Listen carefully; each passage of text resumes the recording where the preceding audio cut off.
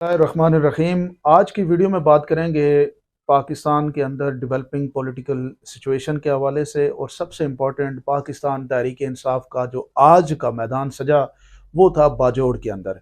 आपने देखा होगा कि बाजोड़ में भी कुछ जो विजुअल हैं जिनको अगर आप देख सकें तो उसमें ये नज़र आ रहा है कि लोगों ने जो है ना वो बैरियर्स तोड़ दिए हैं। अब लोग बाहर निकल आए हैं, दीवाना वार लोग जो है वो इन कन्वेंशन में जाके एक स्टेटमेंट देना चाहते हैं। लोग वो जो गुस्सा, वो जो उनके अंदर गम है, जो पाकिस्तान तहरीक इंसाफ को स्नब किया जा रहा है, कोई सिस्टम देखा नहीं जा रहा।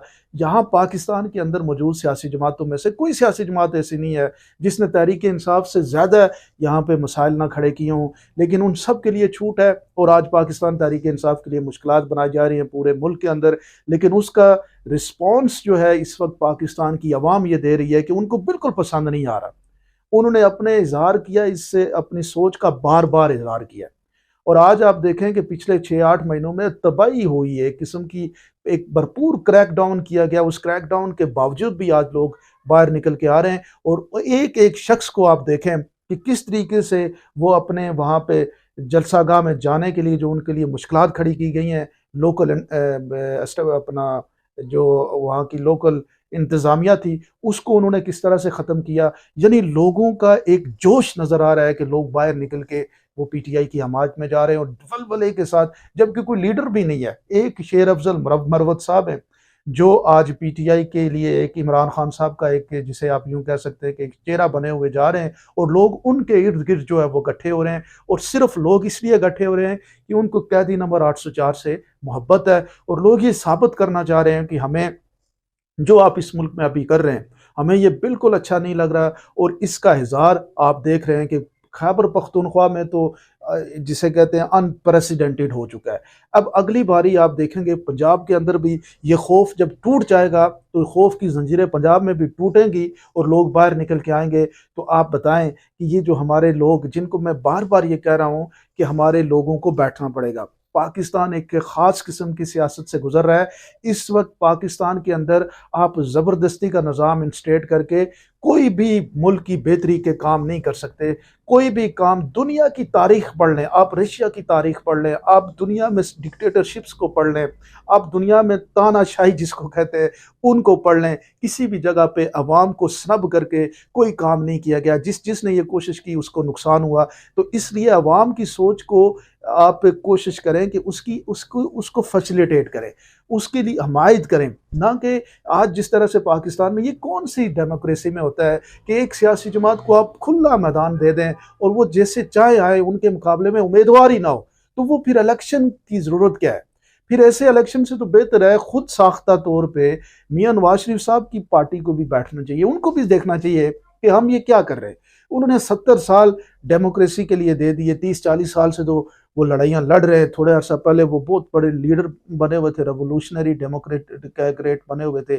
लेकिन आज सिर्फ इसलिए कि सिर्फ एक हुकूमत हासिल करनी है तो वो अपने डेमोक्रेटिक नॉर्म सब कुछ भुला के चाह रहे हैं कि हम किसी तरह से हुकूमती नुमाइंदों अवानों में आ जाए। और जब अवाम ही नहीं मानती, किसके ऊपर हुक्मरानी करेंगे? मतलब आप ये बताएं कि जो अवाम आपको एक्सेप्ट ही नहीं कर रही तो आप उसके ऊपर ज़बरदस्ती उन दफ्तरों में बैठ के क्या उनके लिए काम करेंगे? तो बेहतर ये है कि इस वक्त पाकिस्तान को कौमी कॉन्फ्रेंस बुलानी चाहिए। ऑल पार्टीज नहीं, कौमी कॉन्फ्रेंस बुलानी चाहिए। तमाम सियासी लीडरशिप वहां पे बैठे और वो बैठ के पाकिस्तान के मसाइल का हल करे। ये हो ही नहीं सकता कि अवाम एक तरफ हो और एक सियासी अशरफिया एक साइड पे अपने अपने इंटरेस्ट के लिए वो इकट्ठी हो जाएं और जो है वो अवाम की मुखालफत में खड़ी हो जाएं।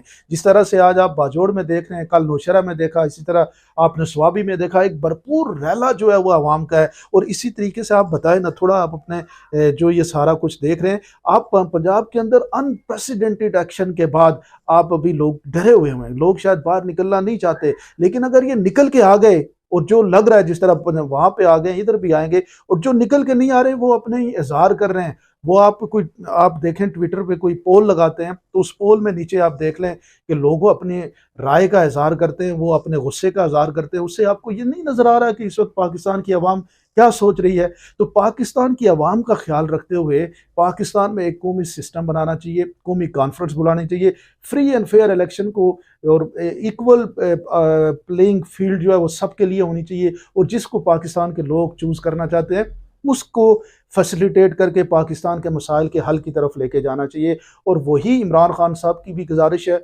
वही पाकिस्तान के मुस्तकबिल की भी गुजारिश है, और वहाँ ही से पाकिस्तान का मुस्तकबिल बनेगा। अगर आप ये नहीं करेंगे तो फिर आप ये देख लें कि कुछ भी नहीं होगा।